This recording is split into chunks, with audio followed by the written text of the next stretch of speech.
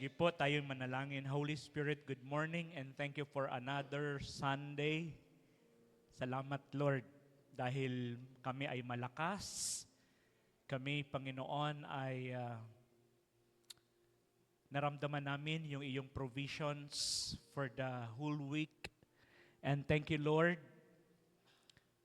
Sa oras na ito ay nais din po naming mag-alay ng prayer doon sa mga nasa Thailand at nasa bansang Myanmar, Panginoon, at sa bansang affected, Panginoon, ng napakalakas na earthquake. Lord, alam po namin, O Diyos, na yung mga nangyayari sa aming paligid ay hindi namin dapat ipagtaka dahil ito ay nakasulat sa iyong salita. Pero Lord, ang aming dalangin, salamat doon sa mga taong nananampalataya sa iyo. Dalangin namin, Lord, na yung nangyari na yon, Panginoon, ay hindi nawa ito mag-cause ng galit sa puso ng mga tao sa iyo, bagkus dapat ay maging positibo yung kanilang response, na dapat sila ay maniwala at talagang ibigay nilang kanilang buhay sa iyo. At sa oras na ito, Lord, ay dalangin ko po na ang aming bansa ay patuloy naming ini-entrust sa iyo. Lahat ng aming mga kababayan, maging ang aming kasalukuyang presidente, Panginoon, at kung sino man ang nakaupo diyan, Lord, ano man ang nangyayari sa aming paligid, hindi kami dapat magulat dahil ito talaga ang mangyayari, Panginoon. Ito'y nakasulat sa iyong salita. But we pray na kaming mga taong naniniwala sa iyo, protect your people, protect your children, O God. Kung magkaroon man ng malakas na earthquake sa bansang Pilipinas, Lord, alalahanin mo yung mga taong tumatawag sa iyo. Alalahanin mo, O Diyos, yung mga taong naniniwala sa iyo. Yung mga taong nagbigay ng buhay sa iyo. Lord, i-cover mo kami ng iyong precious blood sa mga pagkakataon na yan. At maranasan po namin ang iyong divine protection, O God. Hindi lamang sa aming mga buhay, kundi sa aming mga mahal sa buhay. At hindi lamang sa aming mga mahal sa buhay, kundi sa lahat ng aming mga material blessings, maging sa aming mga tahanan, ay wala pong anumang maging damage, walang anuman, Lord God, na maging distraction, Panginoon, para na mag-cause ng life, Lord God, ng aming mga loved ones. Lord, marami pong salamat. And today, excited kami to receive your word, Panginoon, dahil ikaw ang magsasalita sa aming kalagitnaan. In Jesus' name we pray. Amen and amen. Salamat po sa worship team. Salamat sa bawat isa sa atin na nandito ngayon. So, this morning ay another message, yung pagsalu-saluhan natin. Ito yung prepare ni Lord na pagkain for us. And I pray na tayong lahat ay manabik na kumain ng salita ng ating Panginoon. Amen. This morning, sabi nga ni Madam Ay kanina, anuman yung ating mga pinagdadaanan sa buhay. Amen. Anuman yung mga struggles natin in life, pero lagi nating tandaan that our God is a faithful God, good God, amen, merciful God, at pagpatuloy lang tayo sa Kanya. Amen? Amen. So this morning ay pag-usapan natin yung Luke chapter 12, then magbabasa tayo from verse 22 hanggang 31. Hanggang 32. Luke chapter 12 from beginning 22, verse 22 hanggang verse 32. So yun po yung pag-uusapan natin. So basahin po natin at dahan-dahanin lamang po natin para mas lalo nating ma-appreciate yung message ni Lord. Verse 22, then, turning to his disciples, Jesus said, that is why I tell you not to worry. Amen? That is why I tell you not to worry about everyday life. Whether you have enough food to eat or enough clothes to wear. For life is more than food, in your body more than clothing. Look at the ravens. They don't plant or harvest or store food in barns, for God feeds them. And you are far more valuable to Him than any birds. Verse 25, can all your worries add a single moment to your life? So yun yung tanong ni Lord. Can all your worries add a single moment to your life? And if worry can't accomplish a little thing like that, what's the use of worrying over bigger things? Look at the lilies and how they grow. They don't work or make their clothing. Yet, Solomon, in all his glory, was not dressed as beautifully as they are. And if God cares so wonderfully for flowers that are here today and thrown into the fire tomorrow, He will certainly care for you. Why do you have so little faith? And don't be concerned about what to eat and what to drink. Don't worry about such things. These things, verse 13, these things dominate the thoughts of unbelievers all over the world. But your Father already knows your needs. Verse 31, seek the kingdom of God above all else, and He will give you everything you need. Amen? Okay. So balikan po natin from verse 22. Na-bless ba kayo sa mga verses? Yes. Actually, kahit hindi na natin himay-himayin, ay sobrang nakaka-bless talaga itong mga verses na ito. And many times na itong napag-usapan dito sa pulpit. Amen.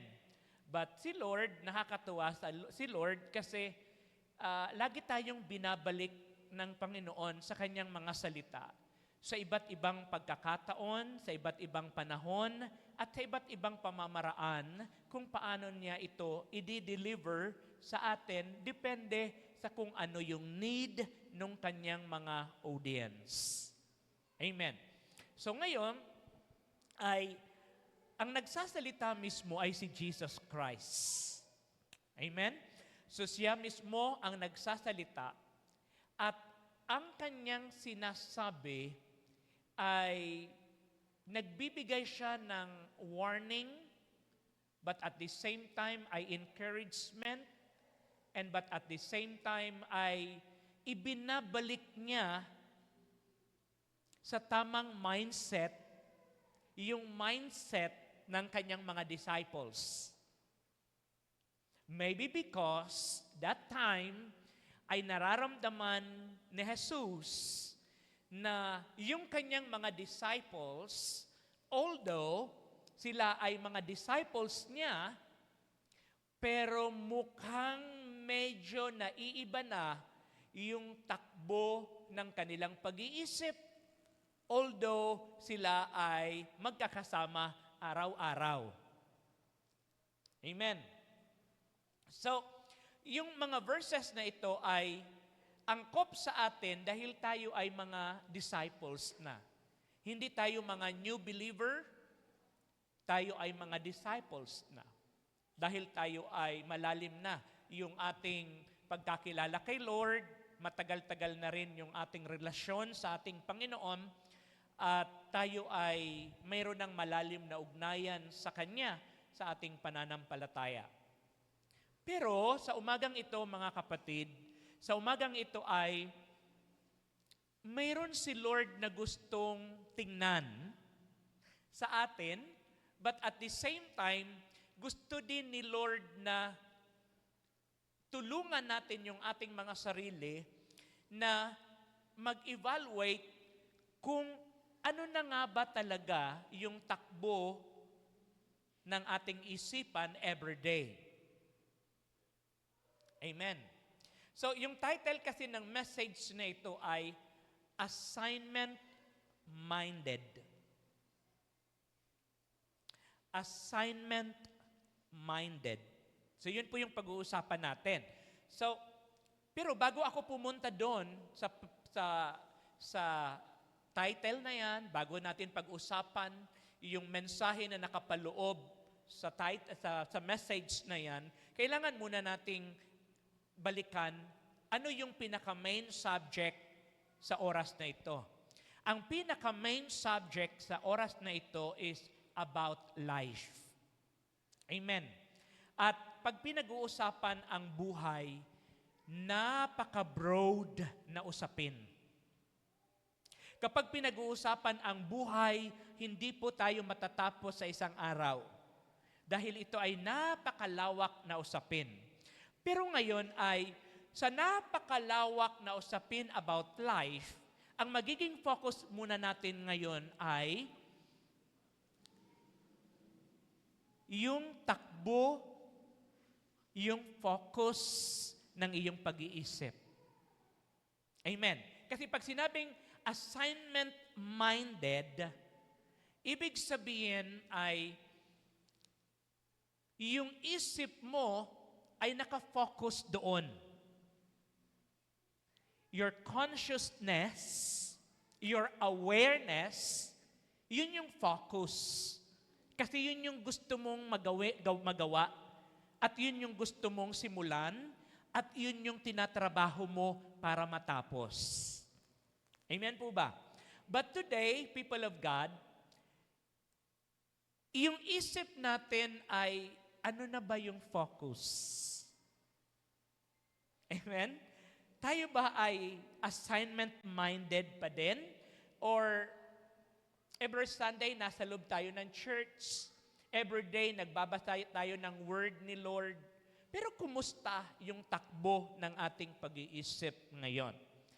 Kasi, base sa observation ni Jesus Christ, base sa sinasabi ng mga verses na binasa natin today, most of the people living today ay masyado tayong conscious sa mga bagay-bagay na nabanggit sa mga verses. Number 1, food. Amen? Oo. Yung tipong nagbe-breakfast ka pa lang, nag-iisip ka na naman ng pananghalian. Yung tipong ini-enjoy mo pa lang ang pananghalian, nag-iisip ka na kaagad ng dinner. Amen? At habang ikaw ay nanananghalian, nag-iisip ka na kaagad ng merienda. Habang ikaw ay nagbe-breakfast, nag-iisip ka na kaagad ng merienda. Ganyan sa Pilipinas, di ba? So, hindi lang actually sa Pilipinas. All people in this world, masyado silang conscious sa kanilang pagkain.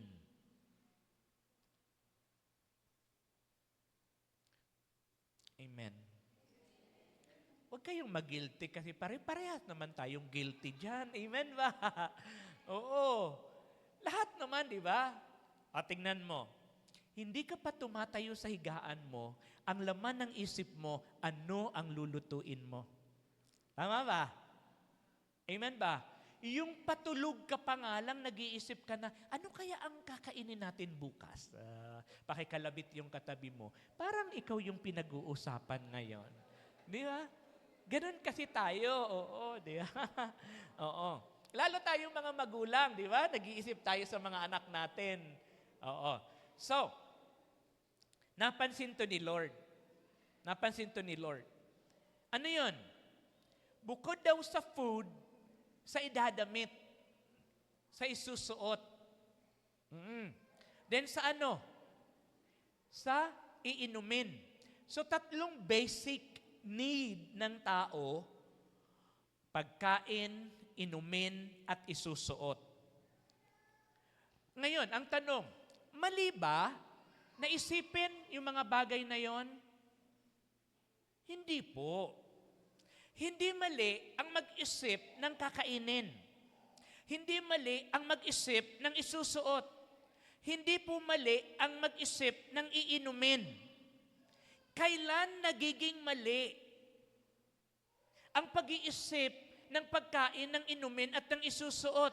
Nagiging mali ito sa panahon na ang iyong pag-iisip tungkol sa 3 bagay na ito ay nag-worry ka na. Nagiging mali ito kapag yung dapat na iniisip-isip mo lang ang bagay na ito ay nagiging dahilan na para ikaw ay mag-worry.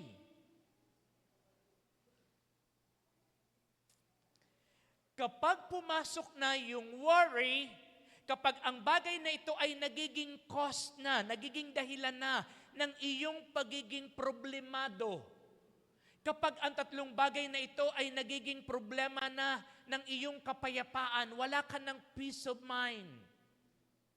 Nang dahil sa kakaisip, ng kakainin, ng iinumin, at ng isusuot, doon na po nagiging masama ang bagay na ito. Okay, kaya sinabi ni Lord, bakit kailangan mong mag-worry sa bagay na yon?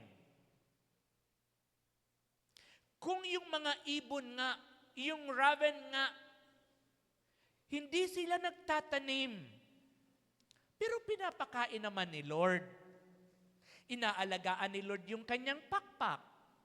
Inaalagaan ni Lord yung ibong ito. Sabi niya, itingnan niyo yung mga halaman.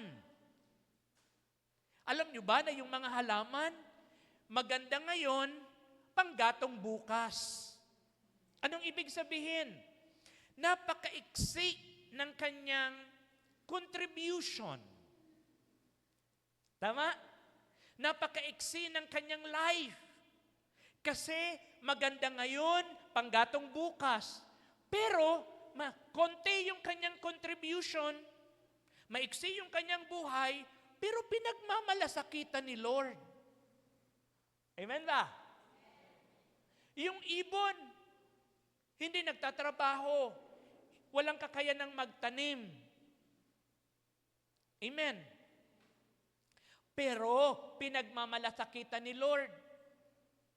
Ngayon, ibabalik sa atin ni Lord ang tanong. Bakit kayo nag-worry? Kayo, ako, tayong mga tao, ay higit na mahalaga kaysa sa mga halaman at kaysa sa mga ibon.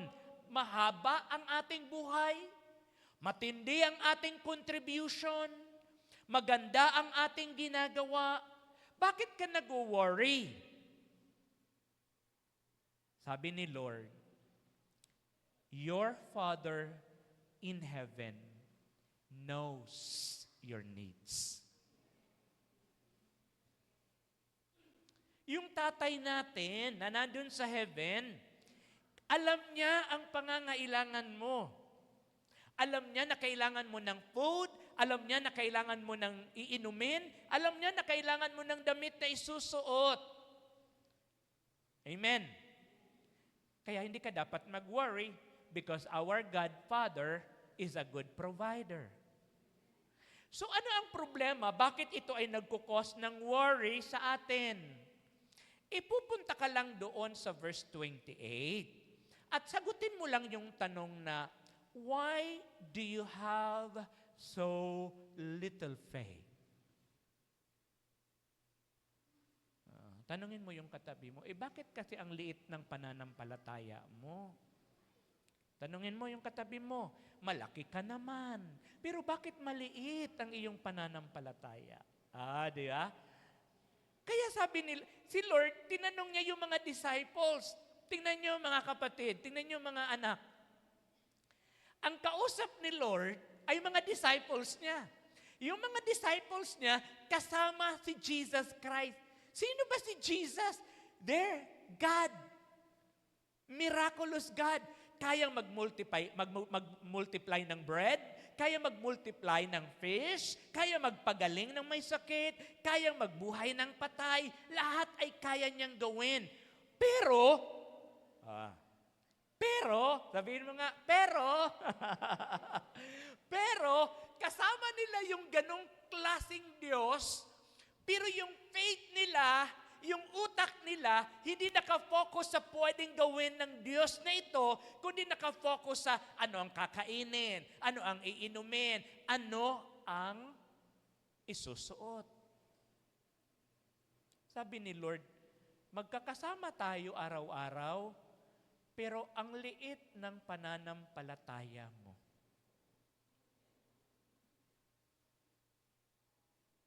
Parang tayo na.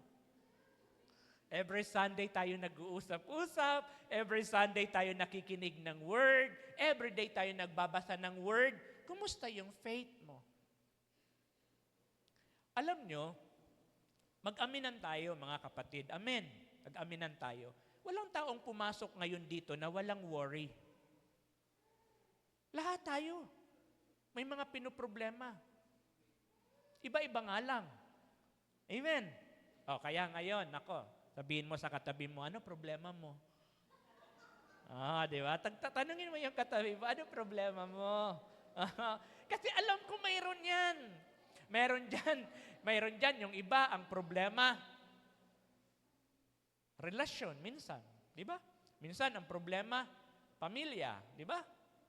Minsan yung iba, pagpasok mo dito, problema mo, yung asawa mo, hindi ka pinayagan kanina, nagpumilit ka lang. Di ba? So hindi mo alam kung ano mangyayari pag uwi mo mamaya. Yeah? Yung iba sa inyo, pumunta dito, medyo nadaanan mo yung lagayan mo ng bigas, kunti na lang yung laman. Medyo, nakikinig ka, bigas nang umiikot sa ano mo. Hindi ba? Yung mga ganon. Yung iba siguro sa inyo, paglabas mo kanina ng bahay, nakita na yung nakaipit doon sa gate na bill, ng kuryente, ng tubig, ng wifi. Habang nakikinig ng Word of God, umiikot na yung mga bills. Amen. Umiikot na yung, huwag kayong mag-alala, pare-parehas tayo. Amen. Kayo mag-alala, pare-parehas tayo. Kahit ako ngayon, di ba? Hindi naman ako namumroblema, pero sumasagi sa isip ko. Siyempre, yung mga anak natin, yung ibang anak natin ay graduating na ng senior high, di ba? Alam mo na, magka-college na yan, di ba? So iba na ang usapan. Tama, nag-iisip tayo Walang problema na isipin ang mga bagay na ito.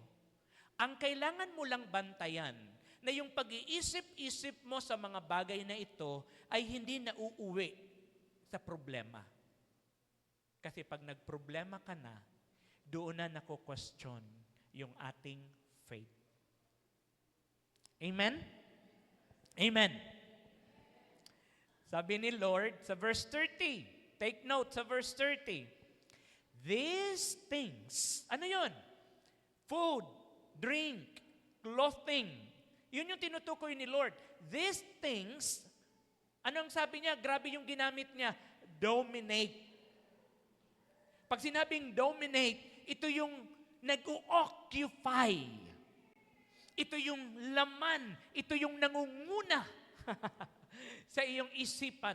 Ito yung kabuuhan ng iyong pag-iisip.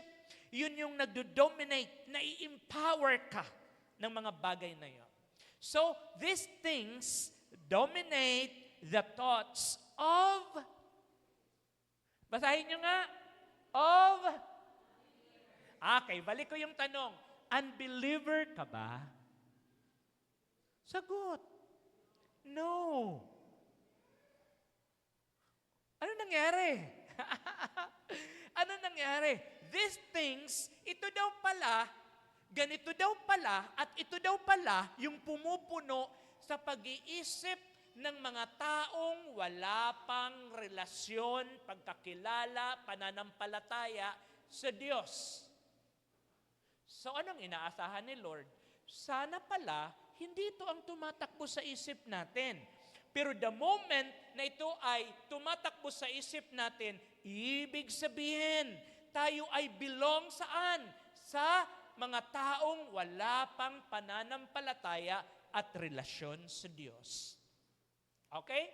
So, dominate the thoughts of unbelievers all over the world, sabi ni Jesus. But your Father already knows your needs. Alam ng ating tatay ang ating pangangailangan. So ano daw ang gawin? Naku, isa lang. Ang sagot na dun sa verse 31. And isang word lang po ang kailangan. Ano yun? Seek. Sabihin mo nga, seek. Yan lang. Seek. Ano yung isi-seek? Seek the kingdom of God above all else.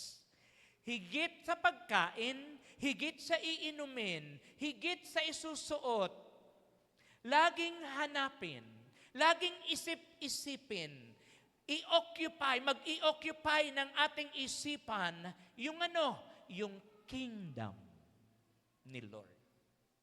Amen. Kingdom of God above all else. Kasi, sabi niya, and He. Sino yung He? Si God the Father. He will give. You see? Hindi niya sinabing, humingi ka. Ang kailangan mo lang, isik yung kingdom ni Lord above all else, and He will give you everything you need. Palakpak dyan kay Lord. Hallelujah. He will give you everything you need.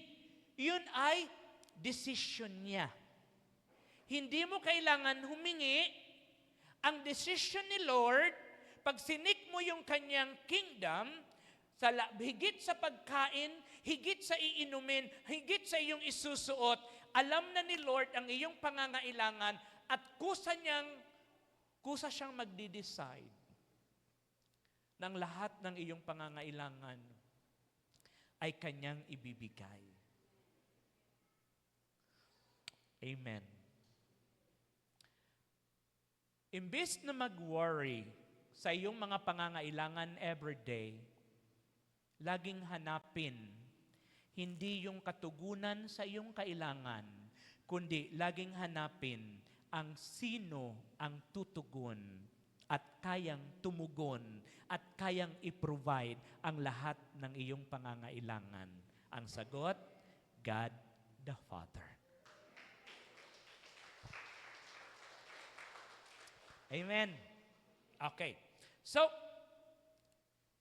we need to understand our kingdom assignment.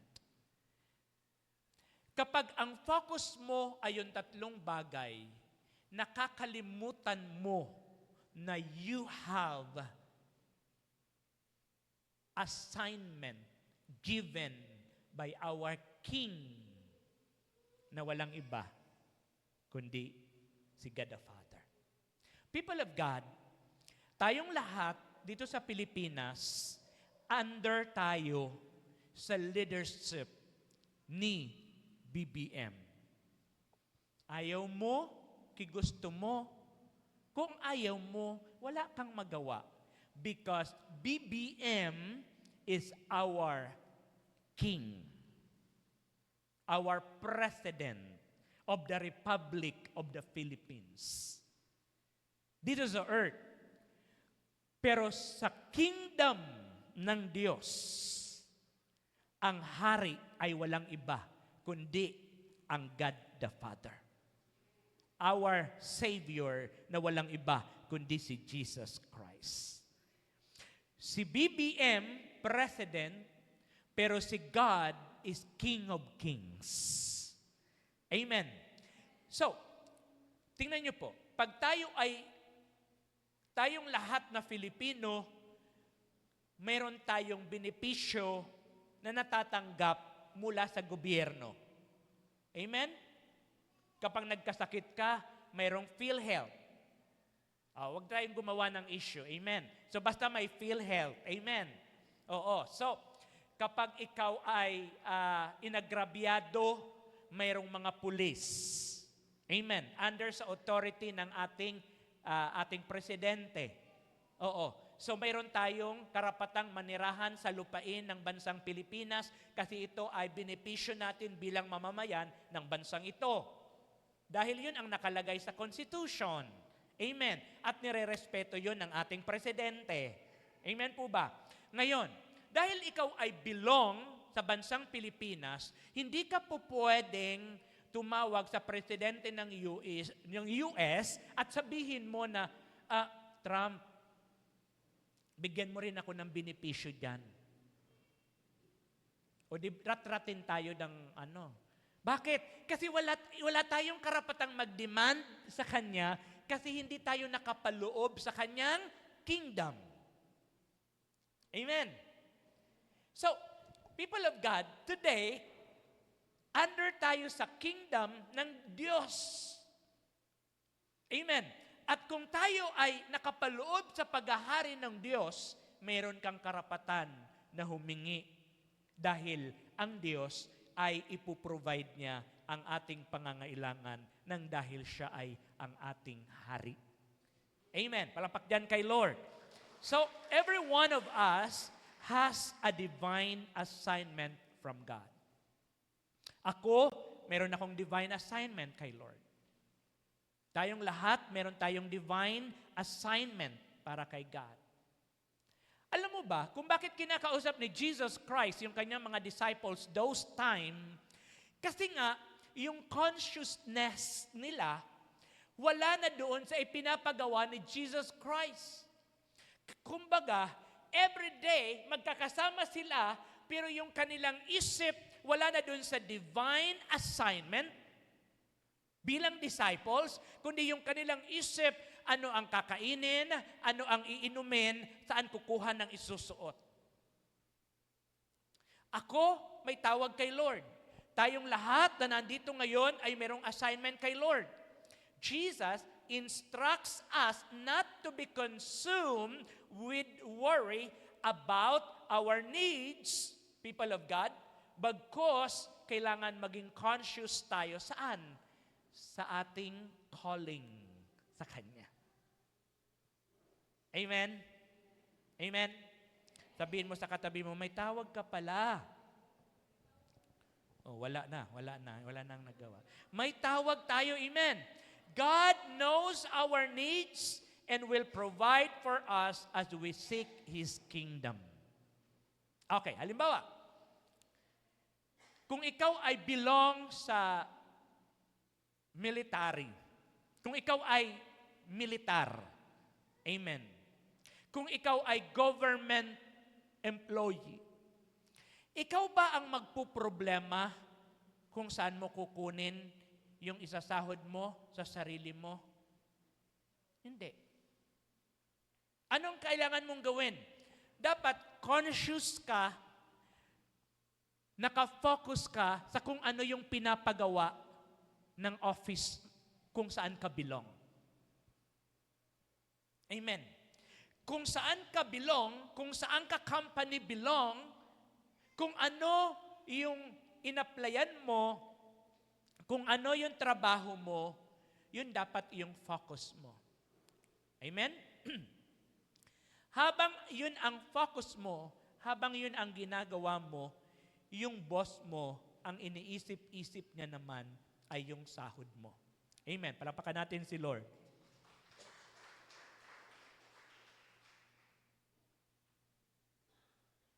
Ang problema nang napansin ni Jesus Christ sa kanyang mga disciples, although magkakasama sila, ang nangyayari ay ang focus nila pagkain, inumin at isusuot at nagiging worry na nila yon. Amen? Pero ang gusto sanang sabihin ni Jesus Christ, dapat maging assignment-minded kayo. Tinawag ko kayo dahil ito yung gusto ko na maging focus ninyo. Ito yung dapat ninyong gawin, and then huwag kayong mag-worry sa pagkain nyo, sa iinumin, sa isusuot nyo, kasi sagot ko yon. Ako ang bahala doon. Amen? May natututunan po ba tayo today? God knows our needs, and He will provide for us as we seek His kingdom. Luke chapter 12, verse 30. Balikan po natin yun. Anong sabi doon? But your Father already knows your needs. This leads us to increase our trust in God all the more. Ang mundong ito ay laging inaagaw yung attention natin.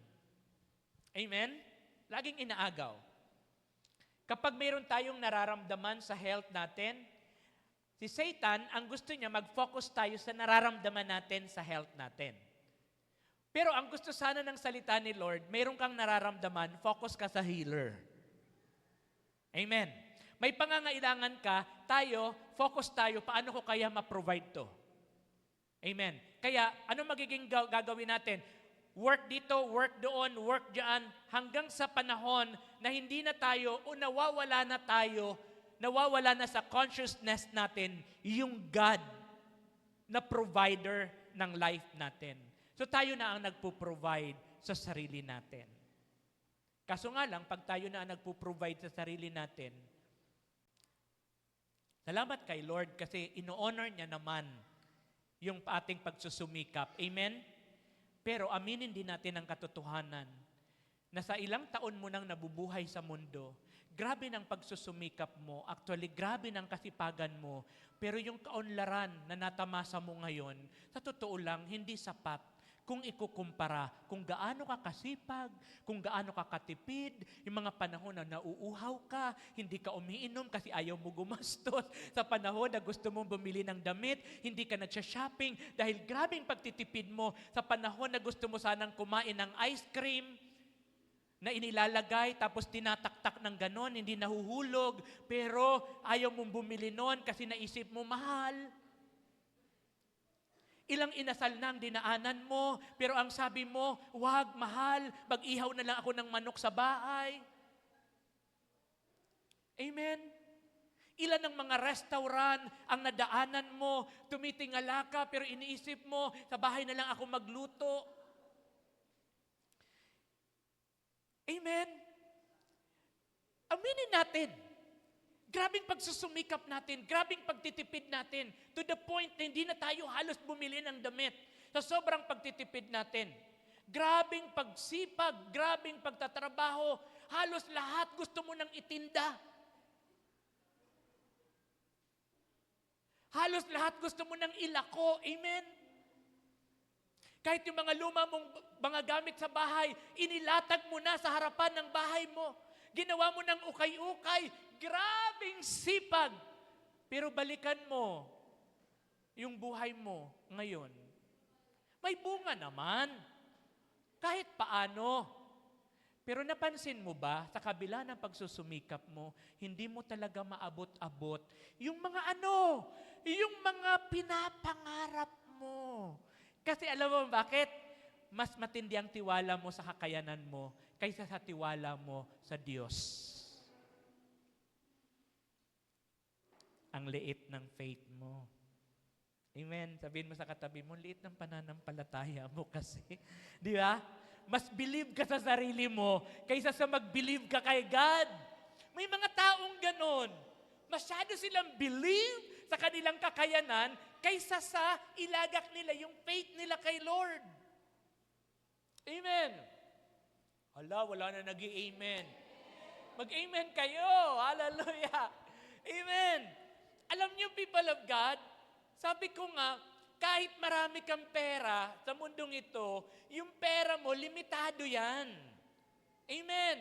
Pero kung connected ka na sa world, mayroon ka ng pera, pero connected ka pa sa kingdom at connected ka pa sa King of King, people of God, ang kailangan mo lang naman pag nagko-connect ka kay Lord is your faith. Kaya nga ang tinanong ni Lord, bakit kasi ang liit ng pananampalataya nyo? Pag yung faith na ang in-exercise mo, yung 10,000 nagiging 10 million. Yes. Kapag may faith ka, yung 10,000 mo, pwedeng ma-accomplish yung pwedeng bayaran ng 10 million. Pero kapag yung pinaandar mo, yung galing mo, yung husay mo, yung 10,000 mo, 10,000 lang yon. Amen. Yun ang kailangan natin ngayon. So ngayon mga anak, maghihilahan tayo. Amen ba? Maghihilahan tayo ngayon. Yung mga utak natin, ilabas natin yan. At yung utak natin, yung husay mo, dagdagan mo ng matinding pananampalataya. Amen. Kasi yung mga taong, yung taong walang pananampalataya, lagi yan nakatingin sa kaya niyang gawin. Ang tiwala niya nakalagak saan? Sa kanyang kayang gawin. Lagi siyang nakatingin saan? Sa kanyang wallet. At lagi siyang nakadepende sa laman ng kanyang wallet. Pero yung taong may pananampalataya, hindi siya tumitingin sa kanyang kaya. Hindi siya tumitingin sa kanyang husay. Bagkus, ang tiwala niya ay hindi sa kanyang sarili, hindi sa kanyang galing, hindi sa kanyang magagawa, kundi ang tiwala niya ay sa Diyos. Palakpakan natin si Lord for that. Yun yung tiwala niya. Nakalagak sa Diyos. Hallelujah. And people of God, sa heaven, gusto mong magbuhos ang kalangitan ng pagpapala, hindi mo kailangan ng pera. Ang kailangan mo lang ay pananampalataya. Dahil ang Diyos, pleasing sa Kanya ang taong may pananampalataya. Pag ang tao kasi may pananampalataya, may tiwala siya sa Diyos. Okay? Naniniwala siya sa kakayanan ng Diyos. At naniniwala siya na tanging Diyos lang ang pwedeng makapagbigay ng lahat ng kanyang pangangailangan. Alam nyo, aminin natin ang katotohanan. Mamatay na tayong lahat. Sabi ng iba, wag naman. Hindi ibig kong sabihin, hindi ko sinasabing mamatay na tayo lahat na sumpa. Ibig sabihin yung darating na tayo doon sa kamatayan natin. Pero sa totoo lang, kahit anong gawin mong pagsusumikap, hindi mo makukuha ang lahat. Amen. Kahit makalbo ka na, hindi mo makukuha ang lahat. Amen. Amen ba? Pero sa pananampalataya, pwede. Amen. Pwede. Pananampalataya.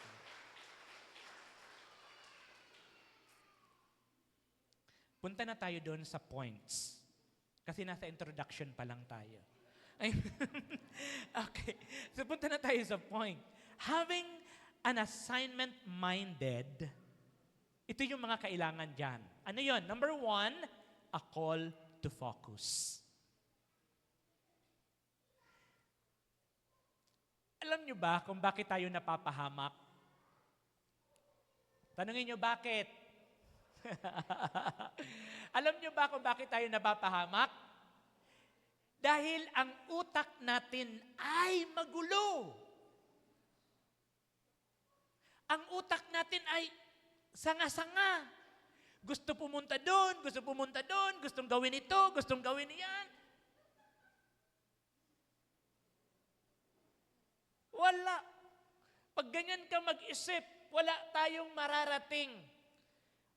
Pag lumabas ka dyan sa Manggahan, tapos gusto mong pumunta ng Cubao, gusto mo din pumunta ng Quiapo, gusto mong pumunta ng Araneta, pero gusto mo sabay-sabay mapuntahan, saan ka po?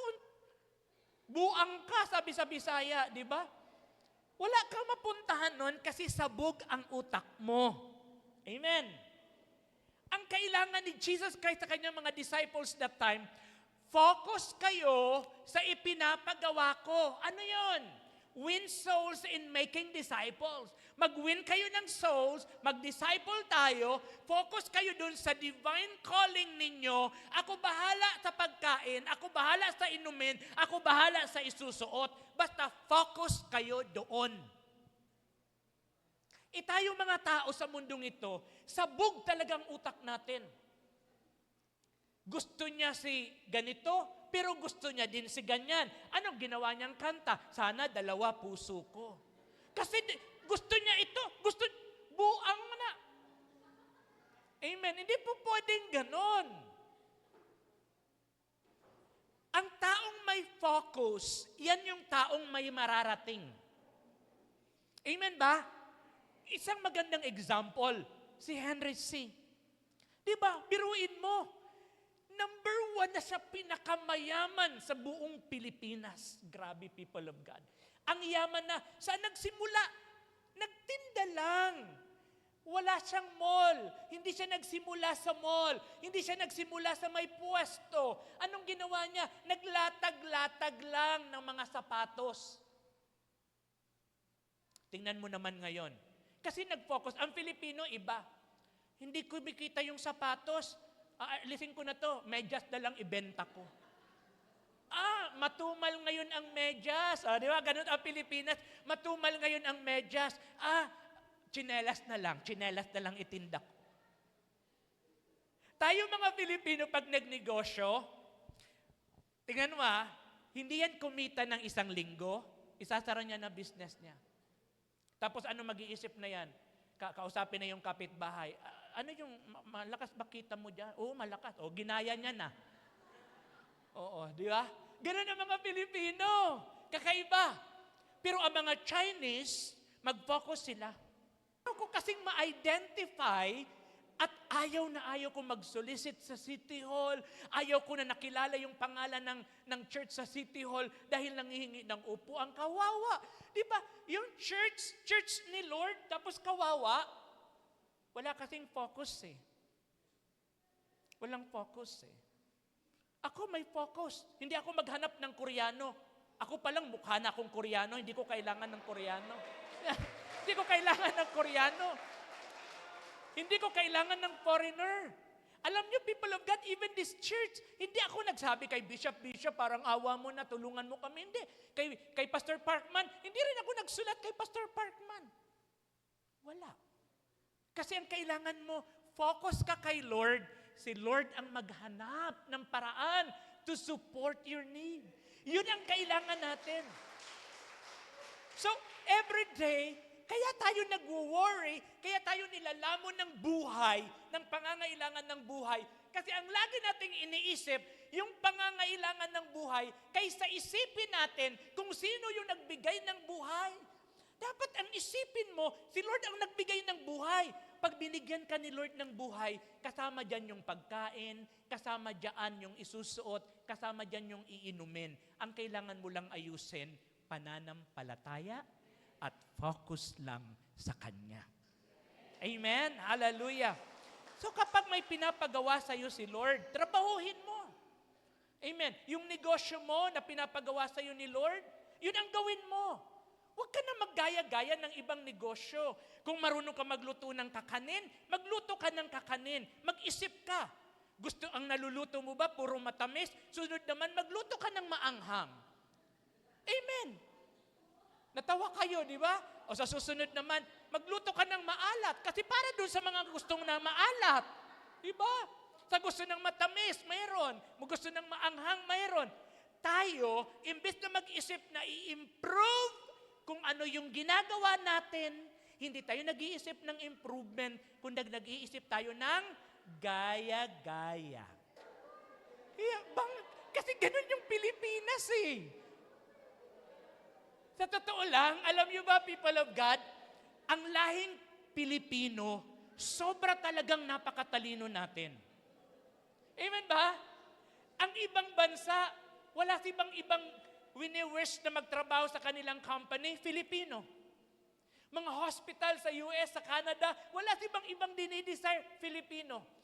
Ang Pilipinas ay mayroong mga tao na mga Filipino na sobrang huhusay, sobrang gagaling. Kaso nga lang, hindi tayo marunong mag-focus. Kaya dapat today, yan ang pag-isipan natin. Ang ginagawa mo ba, may focus ba? Kasi diyan ka pa uunlarin ni Lord. Diyan ka pagagalingin ng Lord. Amen? Parang ayaw nyo na. Okay. So, this is having a kingdom lifestyle, people of God. Sa kingdom ni Lord, no thoughts for your life. Anong ibig sabihin? Kapag ikaw ay belong sa kingdom ni Lord, huwag ka masyadong conscious sa life mo. Bagkos maging conscious ka sa kingdom ni Lord. Kasi talo ka kapag laging buhay ang iniisip mo. Verse 25, therefore I tell you, sabi ni Jesus Christ, do not worry about your life. About your life. Do not worry about your life. What you will eat or drink or about your body. What you will wear. Pwede namang mabuhay ang taong walang damit. O natawa kayo. Amen? Doon sa tribe nila, Mami, doon sa, nakita ko yung mga old picture. Yung old picture nila, Mami, yung lola niya. Wala namang, dito lang naman yung damit. Ngayon, wala ang damit dito. Maproblema. Dati wala. Siyempre, mahirap na gawin yan ngayon. Amen, di ba? Oo, mahirap na. Kasi marami ng damit ngayon. Uso ng damit ngayon. Amen. Pero anong ibig sabihin? Yung katawan talaga natin, dinisign din naman talaga ni Lord na kaya pang mabuhay kahit walang damit. Amen. Alam mo kung bakit tayo nahihirapan? Kung bakit tayo nag-worry? Kasi lagi tayong nakatingin sa kung ano yung nakikita natin sa social media. Amen? At gusto nating gayahin, di ba? Oo. Di ba sa social media, mayroong babae, nung sinuot yung damit, ang ganda. Bumili din siya, sinuot niya din, ang pangit. Tawa ko ng tawa nun pag nakita ko. Sabi ng babae, nakaganon yung babae. Kasi yun, ang ganda nung sinuot. Tapos nung sinuot niya, grabe. So, pangit talaga. So, mag-isip-isip din tayo, ha? Mag-isip-isip din tayo. Our divine assignment must not to be trapped in seeking our daily earthly needs. Tayong mga naglilingkod kay Lord, tayong may mga pananampalataya kay Lord. Focus ka kay Lord every day. Bago mo isipin yung pagkain, kumain ka muna spiritually. Bago ka mag-isip ng isaing, puntahan muna yung Bible. Magbasa ka muna ng kahit na isang verse. Bago ka lumabas, magbasa ka muna ng word ni Lord. Kasi gagabayan ka ng Panginoon. Amen? Then, 10:7 na. Number 2, commitment to seeking God's kingdom above all else. Yan dapat. So number 1, focus. And then dapat your commitment andoon sa pagsisik ng kingdom ng ating Panginoon. Sabi kasi doon sa verse 31, but seek His kingdom. Mga anak, exciting. Exciting kapag kingdom ang pinag-uusapan. Amen ba? Yes. Alam mo bakit exciting yung kingdom? Andun yung authority. Yung word dun sa kingdom na binababa, yun yung final. Amen? Yun yung authority ng king.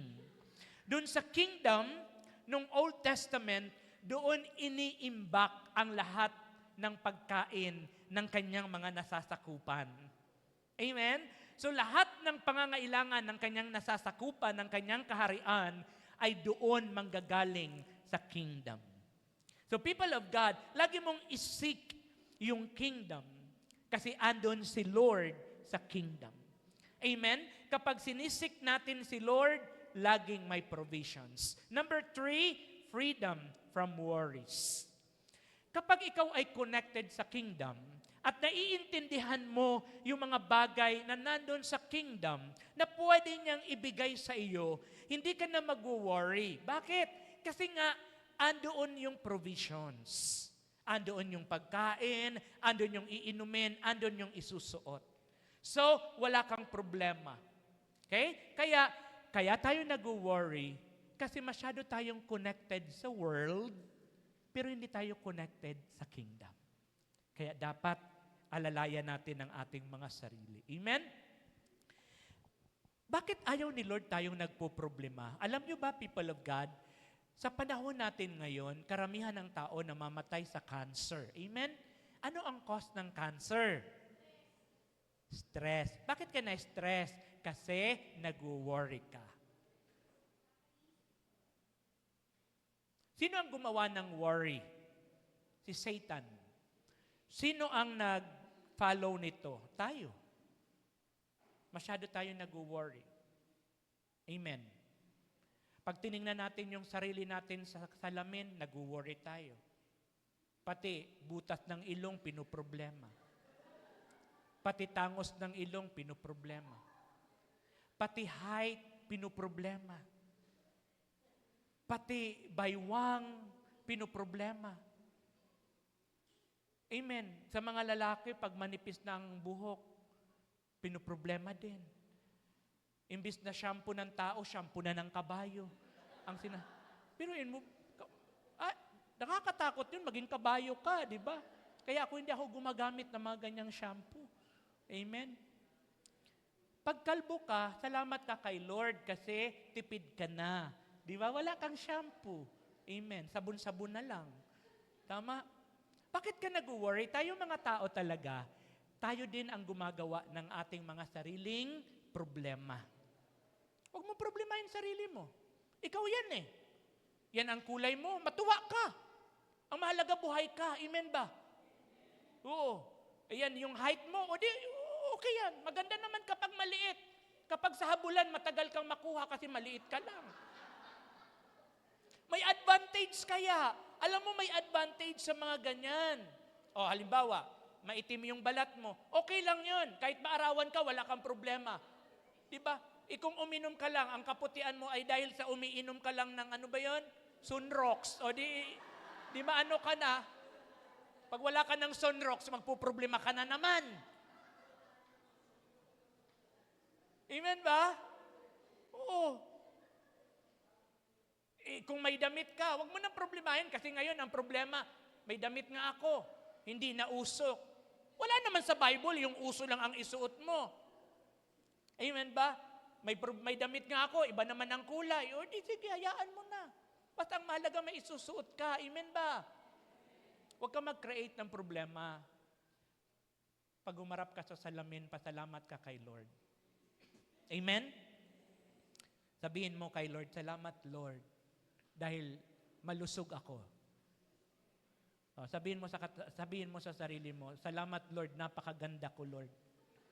O tingnan mo, ayaw nyo maniwalang maganda kayo. Grabe, pinoproblema, no? And number 4, panghuli na po, releasing your life to God. So, people of God, napakahalaga. Yung number 3, ano yung number 3?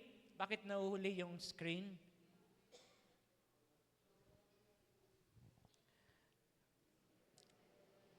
Number 3, freedom from worries. And then number 4, releasing your life to God. So today, mga anak, bago tayo umuwi, ibigay mo yung buhay mo kay Lord. All your worries, sabi nga doon sa binasa natin, kapag nagproblema ka ba, nakakadagdag ng haba ng buhay mo, yung pagpoproblema mo, ibig sabihin, nadadagdagan ba yung buhay mo? Mas lalo bang umahaba yung buhay mo? Actually, kabaliktaran yun eh. Kaya dapat mag-isip ka. Kasi ang tao ngayon, kaya maraming mga sakit dahil sa problema. Amen? Isa ako dyan. Amen po ba?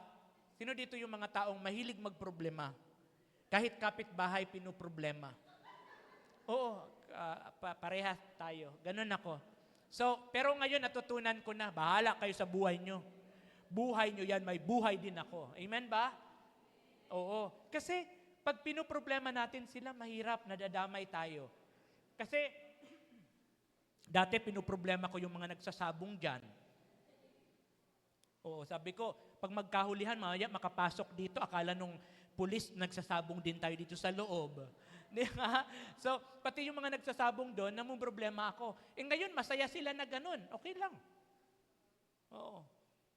So, kanya-kanyang buhay talaga. Pero ngayon, tayo mga anak na nandito sa loob ng church, please, yung buong buhay mo, ilagak mo kay Lord, huwag ka masyadong magproblema. Amen? Laging tingnan mo yung positibo sa buhay mo. Lagi mong sabihin, lagi kang mag-declare ng mga bagay na positibo. Mag-focus ka lang sa kung ano yung pinapagawa ni Lord. Si Lord ang bahala sa pangangailangan mo. Tayong lahat ay tumayo. Hallelujah. Pwede ba nating palakpakan si Lord sa bagay na yon? Hallelujah. Maging honest tayo kay Lord. Sino yung pumasok dito na may problema? Taas ng kamay, yung mga pumasok dito pero